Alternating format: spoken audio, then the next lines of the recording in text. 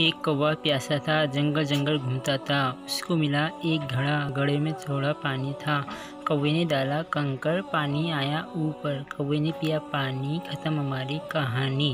یہ کہانی ہم بچپن میں سنا کرتے تھے، مگر آج ہم یہ حقیقت میں دیکھ بھی رہے ہیں، اور اس کہانی سے ہمیں یہ سبق ملتا ہے کہ جس کی پیاس سچی ہو وہ اپنی پیاس بجھانے کی خاطر محنت اور مشقت کرتا ہے، اور اپنی پیاس بجھا لیتا ہے اور اپنے مقصد تک کامیاب ہو جاتا ہے۔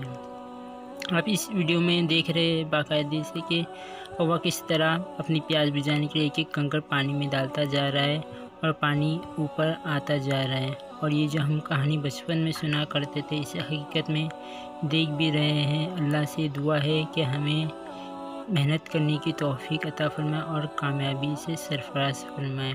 اس ایک جانور سے ہمیں انسانیت میں سبق ملتا ہے، اور ہم انسان ہوتے ہوئے بھی اتنی کوشش نہیں کرتے جتنا کہ ایک جانور ہمیں سبق دے رہا ہے۔